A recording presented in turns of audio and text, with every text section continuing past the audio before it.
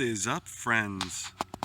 Listen, recently I've had people asking me for a little bit more detailed explanation of how I got the van and why it's set up the way it is and some of the decision making that actually went into it.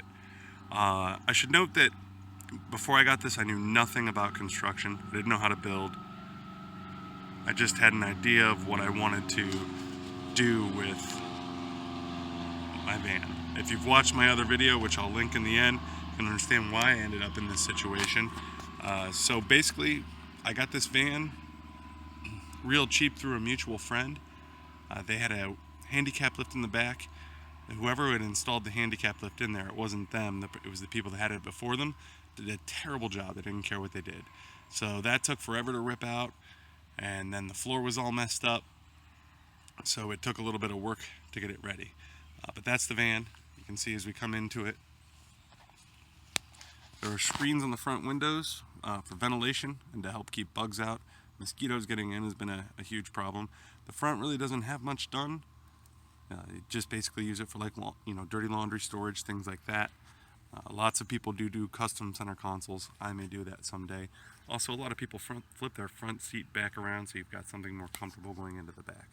My setup doesn't really allow that. There's Tasselhoff hanging out in the front there.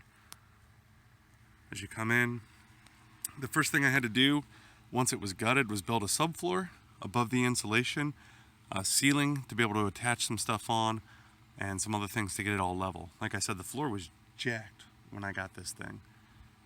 So the subfloor I had to learn how to do. It's not perfect, but it's a level floor. Underneath that is insulation. Now the one problem I made was, A, I didn't put a big vapor barrier down, and B, I used fiberglass insulation. Terrible idea to use that in a van. Because of that, I've had to go through and make sure every little cubby, crack, and crevice where it's at has been sealed off so that airflow doesn't push fiberglass into my lungs and eyes and things like that. So don't use it. Use the board insulation. Probably so much easier to install anyway. Much less messy. Things like that. Then above the subfloor, you can see there's that's just a simple tile floor. It's not even on there perfectly. For the most part, I just wanted it to absorb spills, not really absorb spills, but block spills from getting to the subfloor once it hit. I knew I was going to put carpeting down when I got the van, and so you can see I do have carpets down. Everything in this van is built basically all upon each other. It's almost all connected to each other for stability and things like that. When I bought it, I didn't necessarily know how things were going to shake and stuff like that. So over here, you can see I do have a 32-inch smart TV in there.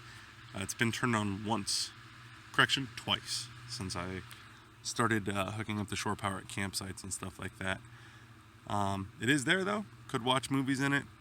Below that, just a simple little desk, Walmart desk drawer thing that I converted into something I could slide this plastic shelving in so that I could keep stuff that's important to me, as well as like underwear, socks, stuff that I'm going to access pretty frequently.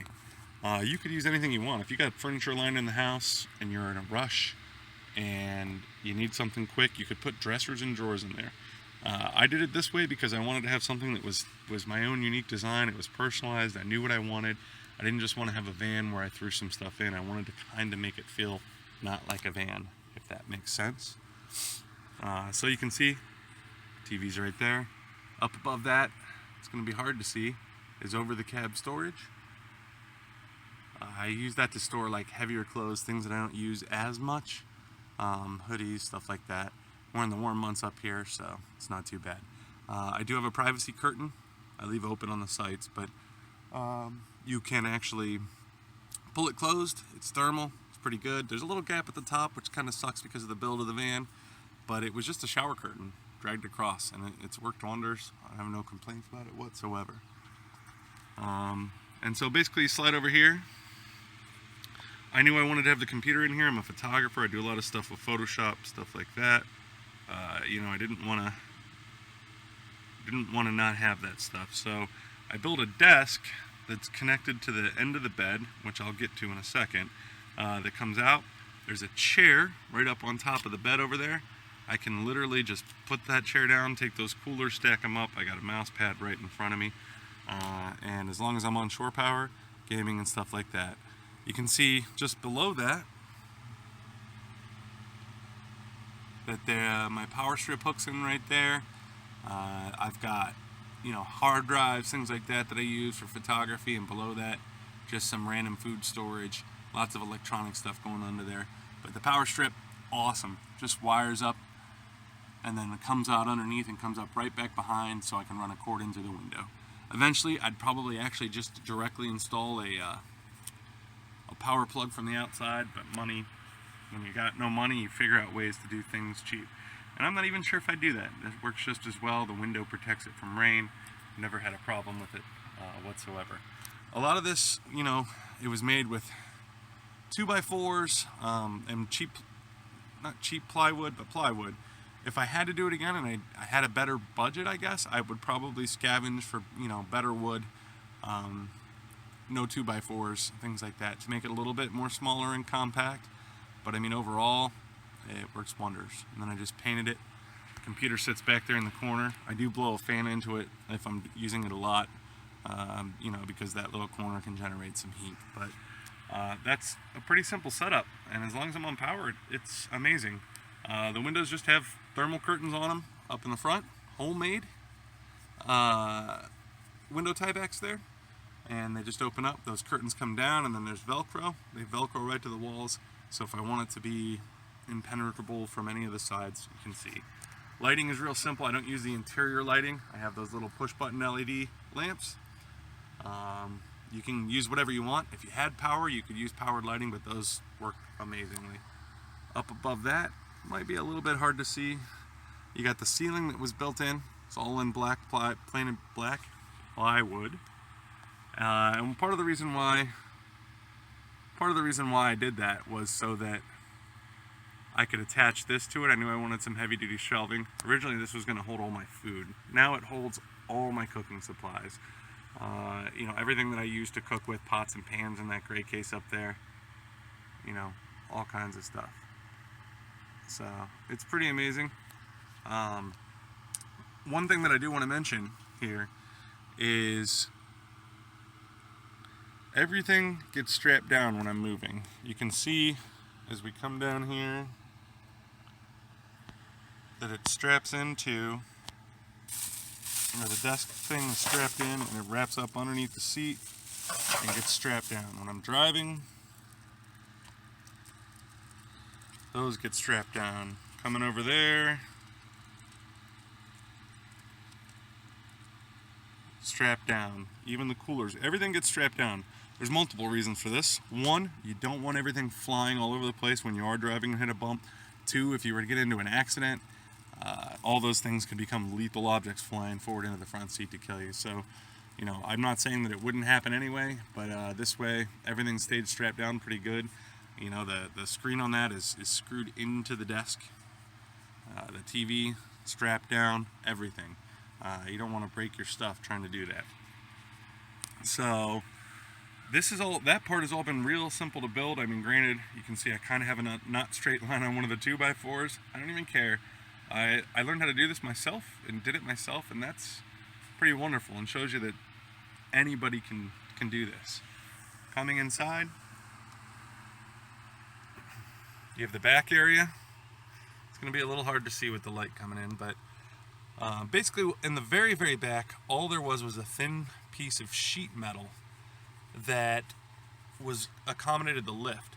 So at the time, my budget was real tight. I didn't have the money to try to build another roof coming in, so I just put the insulation on, and then I used fabric, basically, to create a hang there, to cover up the insulation and to help create air pockets to help trap some warmth in, because I knew that's where I was going to be sleeping. At the time, it was pretty cold.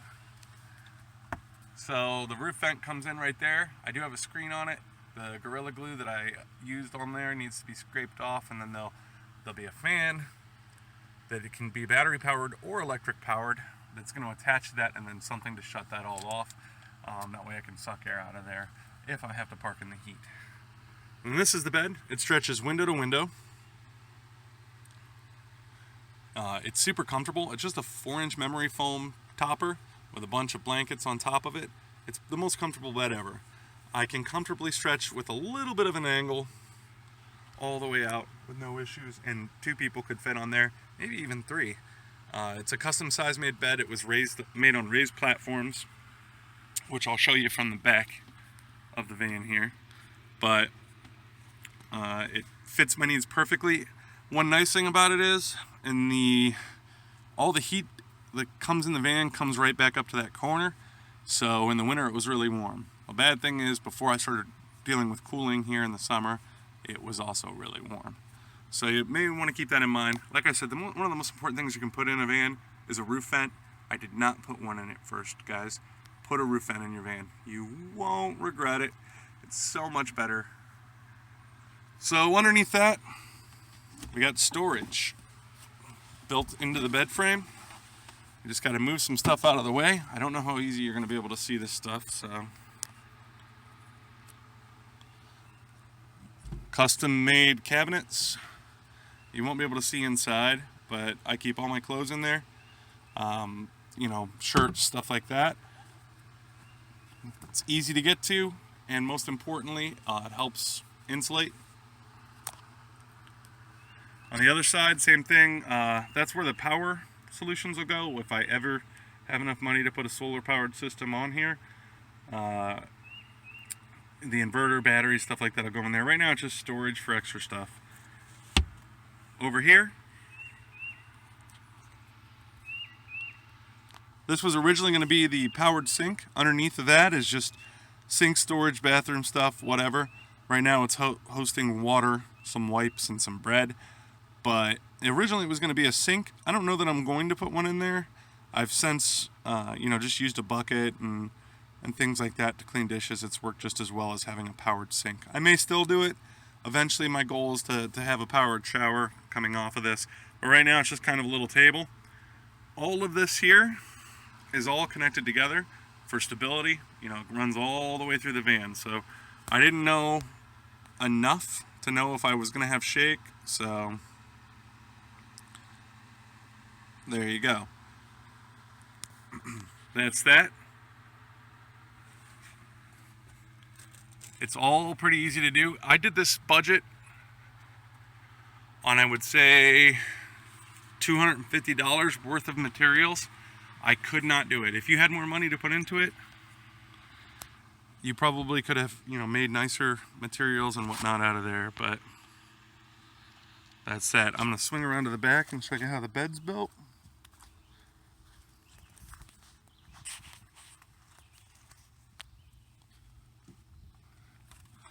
All right, and you can see how the bed's built this way, and kind of how storage goes underneath there. I got a little buddy propane heater there. It's pretty worked pretty well in the winter before I figured out some other stuff. I had enough blankets in the way that was set up though that a lot of nights I didn't even have to turn that on.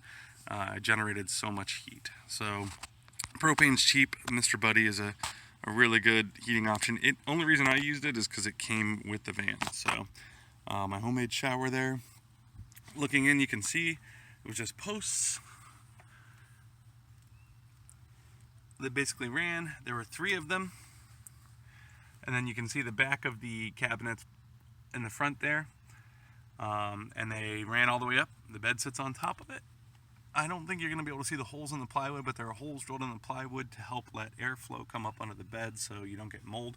Very important if you sweat and it sinks down through the mattress. But it's real simple. And then the mattress, the bed sits on top of that, and you got all this storage in the back. My hiking gear runs up beside there and all the way in. I also keep an electric heater in here for when I'm on power, and all kinds of storage. Pretty simple stuff. And then for power, right now I'm on a campsite. So you can see power comes in right there, runs over, and right into the back of the van. And it's that simple. It's an easy setup. Like I said, it probably cost me $250 worth of materials, plus what the van cost. And that's Serenity, the home. I think I covered everything, but if I didn't, you can feel free to ask me comments in channel, send me an email. whatever you guys want to know. I'm always upgrading still lots of stuff to do. So there's that. So thanks for watching, guys. DIY punk rock for life. Make sure you click subscribe up at the top of the channel. Check out Anti-Flag's channel. Thanks to them for letting me use their music. Thanks to everybody else that helped me with the build when I didn't know what I was doing. Take it easy. Talk to you next time.